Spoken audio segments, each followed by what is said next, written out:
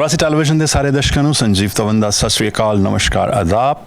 और दोस्तों इस वेले असी ब्रिटिश कोलंबिया दे विच डेल्टा शहर विच हाँ और डेल्टा शहर दे विच असी अज गलबात करन जा रहे हाँ जो फैडरल इलैक्शन 2021 है उहदे तहत इत्थों दी साउथ एशियन कम्यूनिटी दी बहुत ही जानी पहचानी ते महत्वपूर्ण पर्सनैलिटी जिन्होंने इत्थों की जी राजनीतिक पल्स है वो बारे काफ़ी समझ है और उन्होंने गल करांगे कि इस वेले की मेजर मुद्दे ने और वो आप रेडियो होस्ट ने टैलीविजन के शोज़ के उत्ते भी वो एज एक्सपर्ट्स कई थावां ते पहुँचते हैं तो मेरी मुराद है गुरप्रीत सिंह जी तो। सो गुरप्रीत जी सब तो पहला आप जी का निघा स्वागत प्रवासी टेलीविजन के इस विशेष इलैक्शन प्रोग्राम के विच।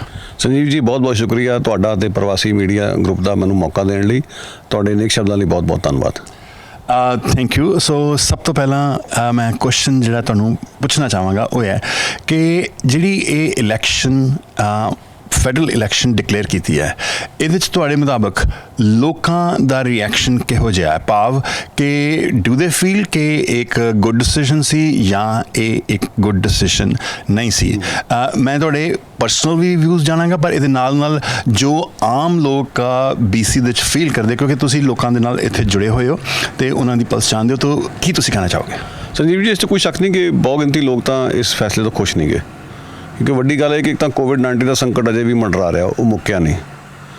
दूजी गल है कि जिहड़ा असीं वेखदे हैं कि BC विच खास तौर पर क्योंकि BC बारे असीं गल करनी है, BC विच जंगल दी अग्गां काफ़ी लगियां, सोका पै गया, गर्मी इन्नी, मींह का कोई नां निशान नहीं, उहदे करके लोग संकट च चले गए। फिर तापमान इन्ना वध गया, कई थावां ते बैरियां ते चैरियां भी नष्ट हो गई जी।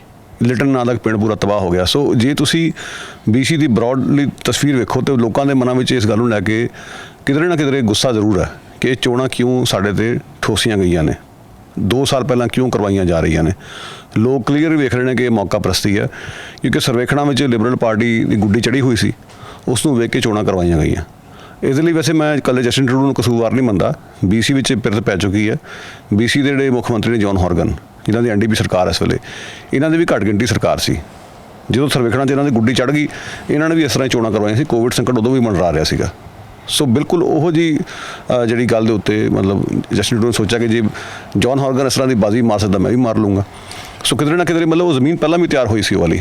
सो चोणां का फैसला उन्होंने करवा लिया पर लोगों में ज़ाहिर तौर पर जो सर्वेखण भी आए हैं बहुत गिनती लोग महसूस करते हैं कि पावर ग्रैब करने का एक टकवांजा होर कुछ नहीं। सो इसका मतलब ये होया कि जे आपां कही कि चोणां दे एक मुद्दा ये भी है कि की ये सच्ची चोणां चाहिदियां सी राइट, पर ये नाल आपां हुण क्योंकि इलैक्शनस अनाउंस हो चुकी हैं तो इसका मतलब इलैक्शनस तो हुण होणियां ही है। हुण तो जे ट्रूडो साहब चाहन भी कि भी वो इलैक्शन ना होण अज तो मेरे ख्याल वो भी नहीं रोक सकते। सो हुण इलैक्शनस होणगियां पर इस वेले जिहड़े दूसरे इंपॉर्टेंट मुद्दे ने राइट वो मुद्दे किहड़े ने फैडरल इलैक्शन दे विच खास करके आपां BC दे ध्यान च रखते हुए? देखो BC ध्यान रखते जिवें मैं पहले भी कहा सीगा कि जंगल दी अंगां कारण इत्थे काफ़ी नुकसान होया और जिस तरह तापमान वधिया धरती का उहदे चलदे मौसम च तब्दीली आई है और कई थावां ते टैंपरेचर ऑलमोस्ट 50 डिग्री लागे पहुँच गया सीगा। सो लोग ये महसूस कर रहे हैं कि क्लाइमेट चेंज एक बहुत बड़ा मुद्दा है। पूरे कनाडा में जिस समय तुसीं नोट किया होना सर्वेखण आए जो दस रहे क्लाइमेट चेंज का मुद्दा है कि बहुत भारू रहने वाला, उस पर लगातार लोग गलबात कर रहे हैं। पर जो उन्होंने अपने पिंडे ते हंडाया कुछ दिन पहला ही तो चोण विगल वजिया तो इस मुद्दे का भारू होना सुभाविक सी।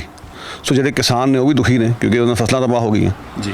जिहड़े मूल वासी ने कदों दा रौला पाते आ रहे राइट। कुछ विवादित प्रोजेक्ट ने जिन्होंने ट्रूडो साहब ने हरी झंडी दी पाइपलाइनों के प्रोजेक्ट जिन्होंने लैके वो वातावरण प्रेमी काफ़ी औखे ने। इत्थे BC विच NDP सरकार के थले एक पुराने जंगल की कटाई चल रही है, उसका विरोध करने वाले ने ट्रूडो की इत्थे आमद ते रोस मुजाहरा किया 2 दिन पहला। सो क्लाइमेट चेंज का एक मुद्दा है जिहड़ा इस समय बहुत ज़्यादा तूल फड़ चुकिया और खास तौर पर जो पिछे जो एक्सपैरीमेंट आप लोगों ने वेख्या उसके करके उसका सेंटर स्टेज आना बहुत सुभाविक सीगा। सो ये मुद्दा पूरे फैडरल पद्धर ते सारे कनाडा में तो प्रसंग है ही, BC विच खास तौर पर इन्हां हालातों में इसकी होर अहमियत वध गई है।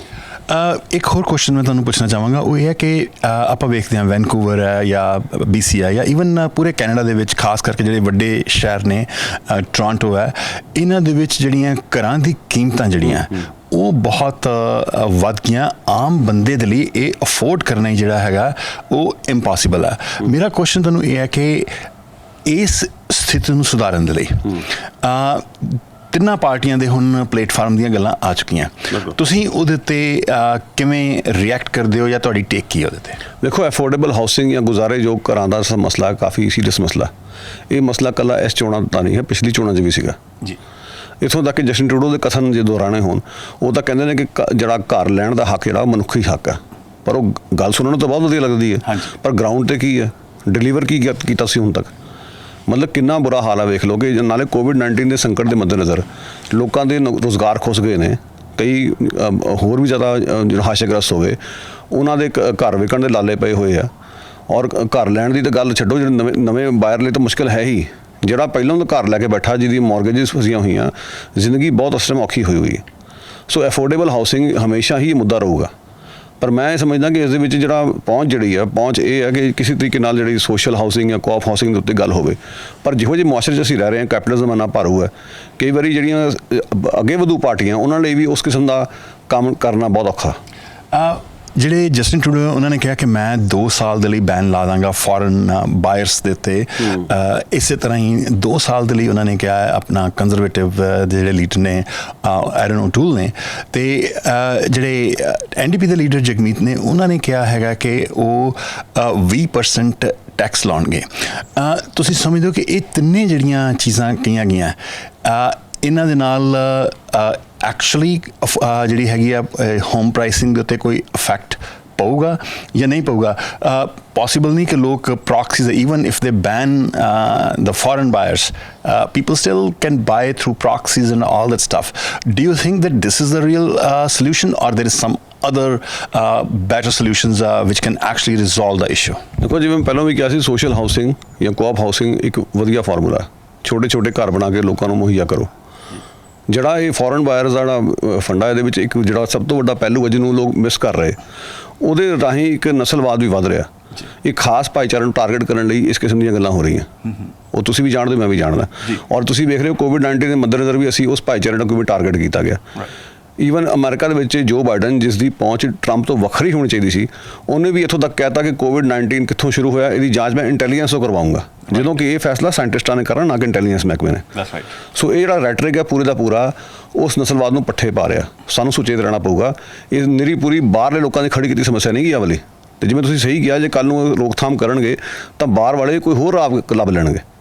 ਮਸਲਾ ਤੇ ਇੱਥੋਂ ਦੀ ਜਿਹੜੀ ਇੰਡਸਟਰੀ ਦੇ ਵਿੱਚ ਜਿਹੜੇ ਸ਼ਾਰਕਸ ਬੈਠੀਆਂ ਹੋਈਆਂ, ਜਿਨ੍ਹਾਂ ਨੇ ਬਬਲ ਬਣਾਇਆ ਹੋਇਆ ਪ੍ਰਾਈਸਿਸ ਦਾ, ਉਹਨਾਂ ਨੂੰ ਕੰਟਰੋਲ ਕਰਨ ਦਾ। ਸੋ ਬ੍ਰਿਟਿਸ਼ ਕੋਲੰਬੀਆ ਤੋਂ ਮੈਂ ਸੰਜੀਵ ਤਵਨ ਗੱਲਬਾਤ ਕਰ ਰਿਹਾ ਹਾਂ ਗੁਰਪ੍ਰੀਤ ਸਿੰਘ ਜੀ ਨਾਲ, ਜੋ ਕਿ ਇੱਕ ਰੇਡੀਓ ਹੋਸਟ ਨੇ ਔਰ ਟੈਲੀਵਿਜ਼ਨ ਦੇ ਉੱਤੇ ਐਜ਼ ਐਨ ਐਕਸਪਰਟ ਆਉਂਦੇ ਨੇ। ਉਹਨਾਂ ਨਾਲ ਗੱਲਬਾਤ ਸਾਡੀ ਜਿਹੜੀ ਹੈ ਉਹ ਜਾਰੀ ਰਹੇਗੀ, ਪਰ ਚੱਲਦੇ ਹਾਂ ਇੱਕ ਕਮਰਸ਼ੀਅਲ ਬ੍ਰੇਕ ਤੇ।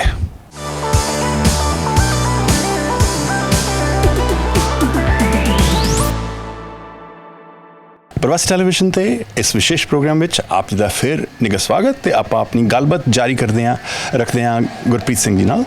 ਗੁਰਪ੍ਰੀਤ ਜੀ, ਇੱਕ ਹੋਰ ਇੰਪੋਰਟੈਂਟ ਇਸ਼ੂ ਜਿਹੜਾ ਆਪਣਾ ਅੱਜ ਹਾਈਲਾਈਟ ਹੈ ਕਿ ਕਿਸ ਤਰੀਕੇ ਦੇ ਨਾਲ ਜਿਹੜੇ ਲੋਕ ਅਫਗਾਨਿਸਤਾਨ ਤੋਂ ਕੈਨੇਡਾ ਆਉਣੇ ਸੀ, ਜਾਂ ਜਿਹੜੇ ਕੈਨੇਡੀਅਨ ਅਫਗਾਨਿਸਤਾਨ 'ਚ ਨੇ, ਜਾਂ ਜਿਹੜੇ ਕੈਨੇਡੀਅਨਸ ਨੂੰ ਜਾਂ ਮਿਲਟਰੀ ਫੋਰਸਿਸ ਨੂੰ ਅਫਗਾਨੀ ਲੋਕਾਂ ਨੇ ਮਦਦ ਕੀਤੀ, ਰਾਈਟ?